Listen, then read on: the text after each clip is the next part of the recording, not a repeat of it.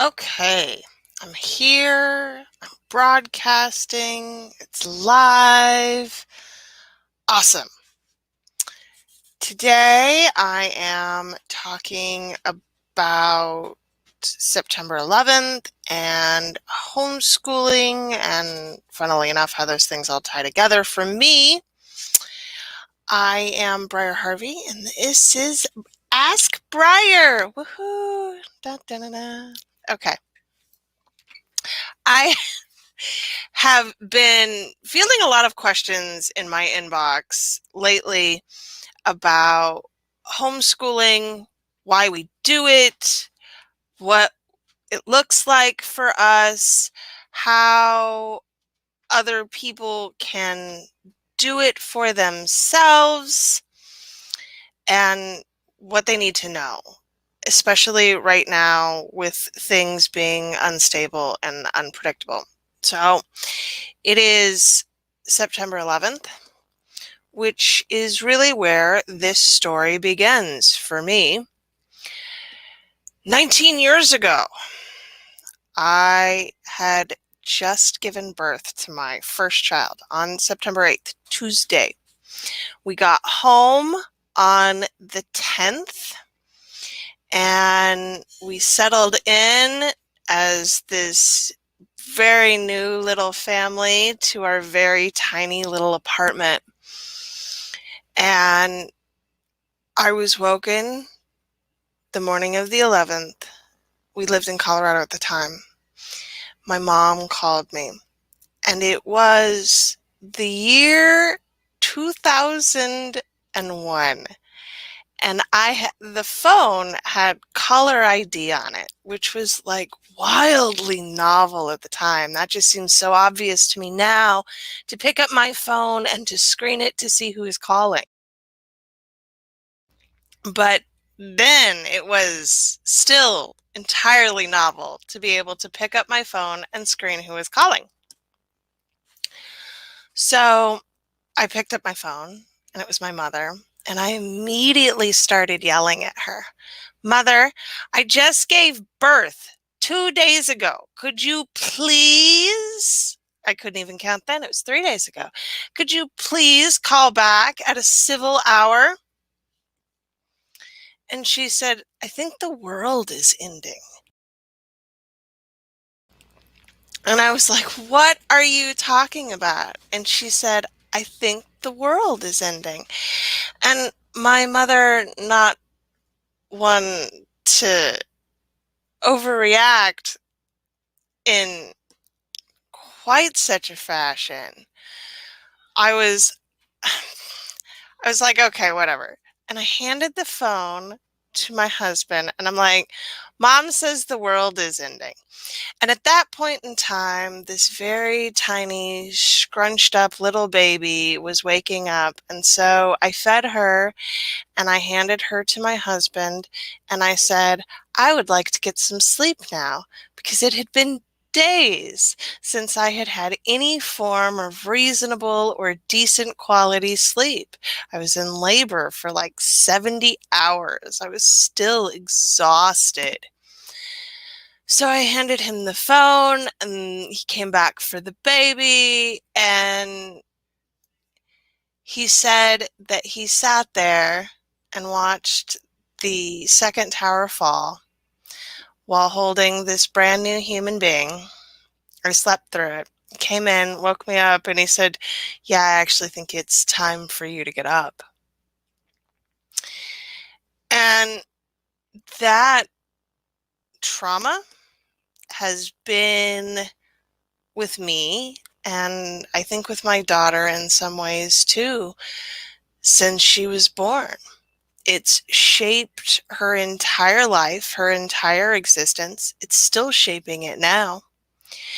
And it is pivotal, I think, for a lot of us as who we are, who we want to be.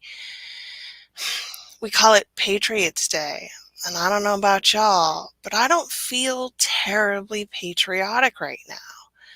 I'm not happy with my country. I'm not happy with the direction that it is going.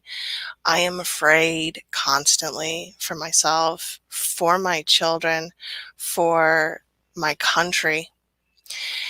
And I'm not sure what that looks like as we go forward. I don't know what we do differently. But I know that for us, homeschooling has always been a part of that because it's been important for us to teach our children about the world that we've actually been seeing and been living in. So she's 19 now. 15 years ago, when we were getting ready to put her into school, we were living in Phoenix, Arizona. And Phoenix, Arizona, at the time, my daughter is autistic, and Phoenix was at that time completely and totally segregated. All special education was in separate schools. And so we went and toured the facility, and it felt like a prison, and it kind of looked like a prison. And it was 40 kids stuck in a classroom with one teacher and two paraprofessionals, more than half of whom did not speak English. And my daughter was nonverbal at the time. So the idea of sticking her in a public school with 40 other kids who didn't speak English, I couldn't. It didn't work for me. There was nothing about that that felt like it was going to be what my daughter needed. It wasn't going to be an education. It wasn't going to be a state where she could thrive. It was going to be relegating her to a back room. And I felt I couldn't do it. And we couldn't afford private school at the time. So I was working as a baker very part-time, and I quit my job and I started working on the internet. It was 2006. Man, those were the days, no? The wild west of the internet. I was rating stuff for Google. And I was teaching my daughter on the side. She was nonverbal at 6, not potty trained. We were working on just trying to get her integrated, get her learning, get her communicating. And homeschooling 15 years ago was a pretty interesting state of affairs. It was wildly different than it is now. It was largely dominated by Christians and other religious groups, but mostly Christians, who were teaching very fundamental education. It was based around Waldorf and Charlotte Mason, and there were these book lists that you would print off the internet with books that had been out of print for 50, 60 years sometimes. And these were the curricula that people were building for their children at this point in time. There were some prefabricated curricula. You could go to like curriculum fairs, which were a nightmare, and find all of these very large families who put all of their children through more or less the same scope of education. And the information was lacking. It was creationism. It didn't teach science. It taught Christianity as history, and I'm fine with the bits and pieces that are, but I distrust any history book where the Word of God is treated as fact and not just a piece of religion. To this day, I still own history curriculums where that is the case, and the religion is indistinguishable from the history. I have spent years trying to piece together little pieces of this curriculum and that curriculum and something from the good stuff over here to build things that have worked for my daughter and then later my other kids. So they're 9 and 3. The 9-year-old is ADHD, doing okay. He's reading, writing, doing math. We have some basic stuff for him. I'll talk about those things in a few minutes. But 15 years ago, I had absolutely none of those things. And it was incredibly difficult to figure out how to piece things together. And when I would talk to people about it, they did not understand. I would say, we are homeschooling. And I would hear, you're doing what now? And I would say, I am teaching my daughter at home because I don't think she will learn well in public school. And they would say, can you do that? And I would say, yes. In fact, all I had to do was fill out a letter of intent and send it into the school district. And now they don't even care what happens to her, which in the state of Arizona was very much the case. I live in Nebraska now, and the requirements here aren't that much different. I have to submit a letter of intent, I have to submit a book list, and potentially hours of education. But no one checks, and we don't have to test. It's not a requirement. We also don't have to maintain a portfolio, although I do. But because no one ever checks, your hours of education are whatever you decide to make of them. And that's true in a lot of states. For the states where hour tracking is a requirement, I hear from people that they count things like playing outside as PE and kitchen time as home economics. And we really work within the boundaries of what it is that we're learning and doing and experiencing as education, because that's actually important. When my daughter was that age and still not talking, we were doing all of these things as a way of getting her to name, to start to have conversations, to start talking about the things that she was experiencing. As we acquired those skills and she acquired language, and once she did, she fairly exploded into it. But it took her a long time. It took her a long time to learn how to write.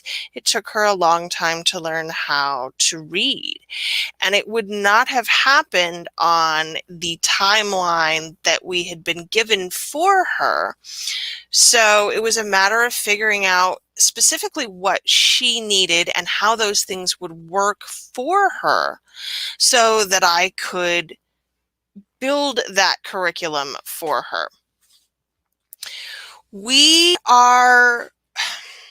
Homeschooling has a lot of subcategories. We are technically unschoolers, but not really.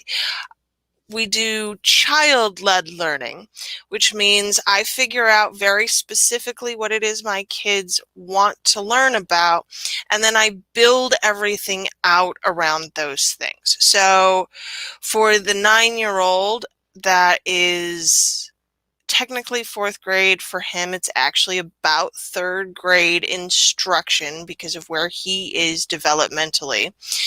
The things that he is choosing to learn are things like he wants to know about dinosaurs, and he wants to know about ancient Greece this year, and he wants to learn about plants.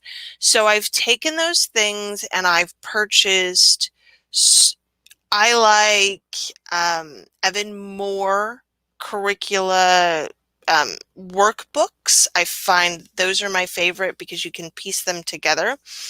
I buy them specifically for the areas that we struggle because I don't think workbooks are actually the best way to teach much of anything, but they're good for reinforcement. So I use it's called Life of Fred. It is my favorite math series.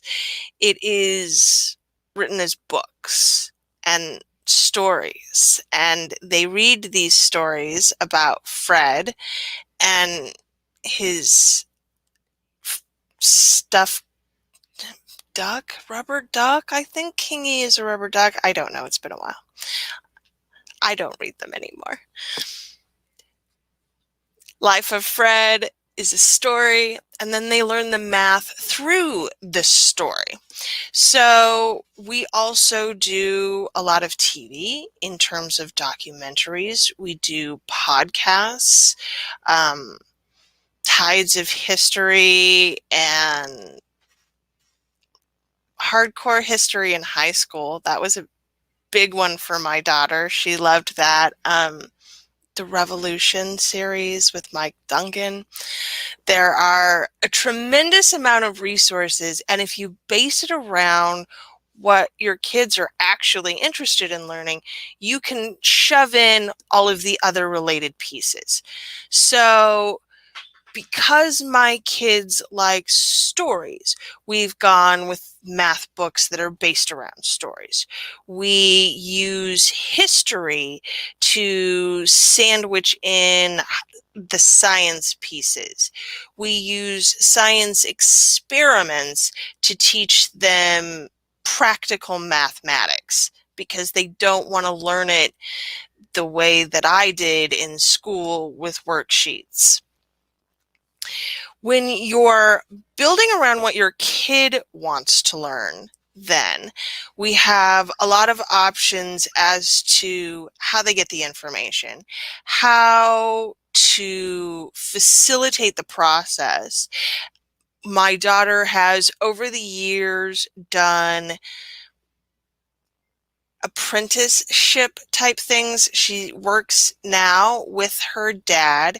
She has also learned other things from other people because I am not always the best qualified to teach her, especially when it has come to math over these years.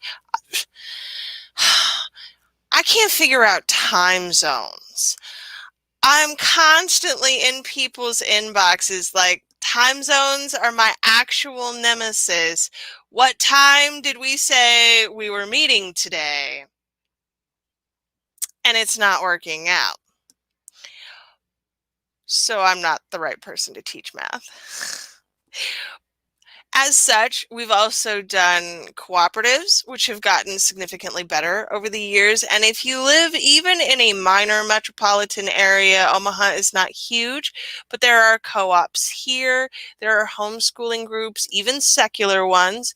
Facebook is actually a great place to look for your local homeschooling groups and co-ops. Just put in your town name and homeschooling and see what pops up in the search. You're going to find more than you think.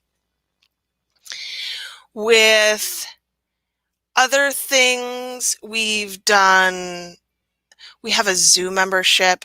We have a membership to the Children's Museum. We go to those places fairly often, and they do educational programming as well that we've taken advantage of over the years. The zoo does instructional days. The Children's Museum does stuff during the week specifically for homeschooling families. So these are kind of activities then, even now, that we can take the kids to, that they can get some exposure to other kids. It's that great big socialization myth about homeschooling, that how will they make friends? Man, my kids have so many friends. My kids are constantly being assaulted by the neighbor children. We moved here where we live very specifically because it opens out onto an open courtyard.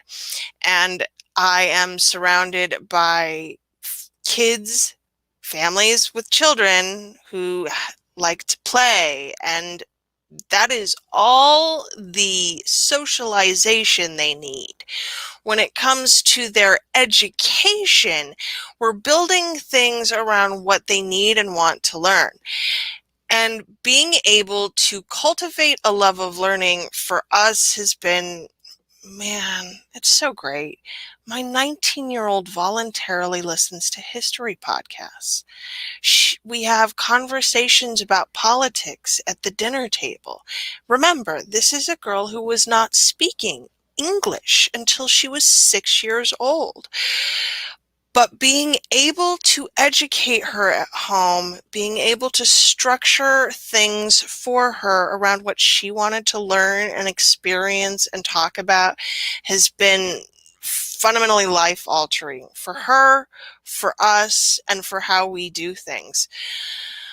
So I've got about 10 minutes left for Feminism Fridays, which is a regular segment around here. First, I want to mention that it's been 182 days since Breonna Taylor was murdered in her home. The most recent information that I have as of yesterday is that we are apparently potentially ready to go to grand jury as soon as next week. So that is obviously something I am following very closely. I will keep you posted. And what I wanted to talk about then for the remaining few minutes here was specifically how I have shaped homeschooling to not be fifth shift for me as a woman. And by that, I mean, I still have a job. I don't take care of all of the household things. I don't do the majority of the child rearing. I gave up the beauty shift a fairly long time ago. But homeschooling is a lot of fucking work. So I wanted to talk about how I specifically addressed this with my husband and how we make it work cohesively as a team so that I am not doing the lion's share of the work. Because I am doing the majority of the actual educational components, as in the day-to-day teaching, and that varies wildly depending on which kid I'm teaching and how that works. This year, right now, we're not starting until next Monday. I normally start back in August. I wanted to give us some space this year. I wanted the kids to have a summer and as much of one as they were going to get. So on Monday, we start back officially at approximately 10 a.m. because when you homeschool, you can get up whenever the fuck you want. And we will all come together at the kitchen table, and my daughter will go through, because she's not quite done yet. She has one more semester of, we're finishing up some history stuff for her before we issue her diploma. So my daughter will start by doing her planner entry for the day. I taught her bullet journaling before it was bullet journaling, and she will figure out exactly what she needs to get done for the day so that she can manage her time.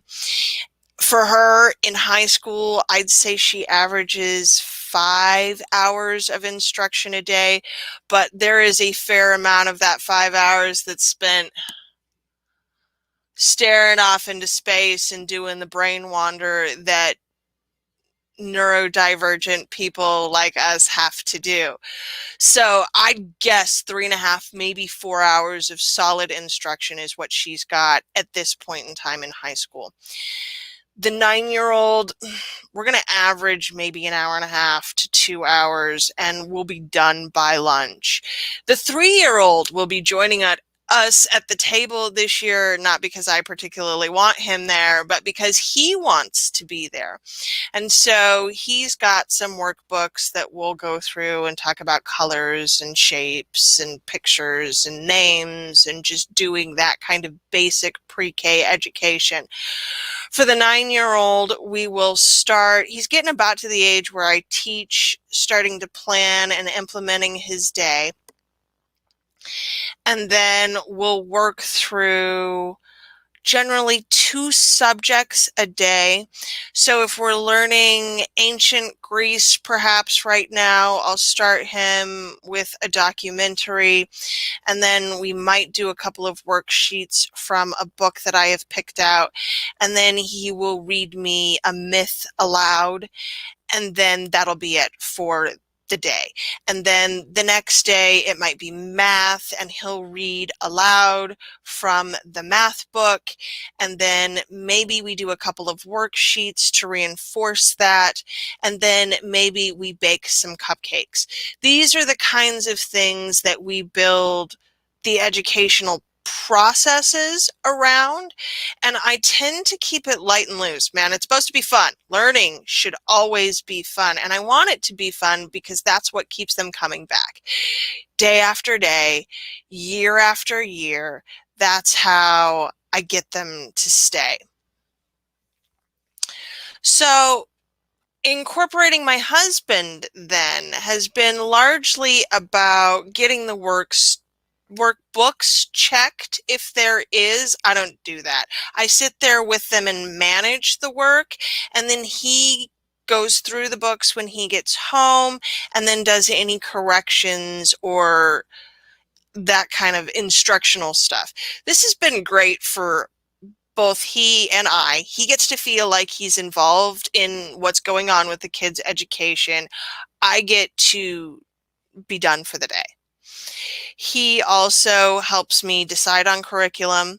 He is, at this point in time, largely responsible for the 19-year-old's curriculum entirely because it's well out of my range of things that I am willing to devote time to studying to create curricula for.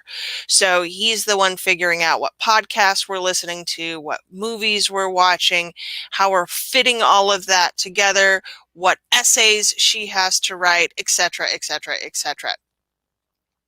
Finally, I have largely handed over physical education and health instruction to him, especially for the boys. Those are conversations that he gets to have while he's beating them up and teaching them martial arts or hitting them with sticks and calling it arms instruction. Like, those are the kinds of ways that I've built in him so that, again, I'm not doing all of the work, and so that he gets to be a part of the process. At the end of the day, he is largely responsible for making sure the kids get everything cleaned up and put away so that when we come down in the morning, it doesn't look like the house has exploded. Overall, it's a work in progress. It's always a work in progress.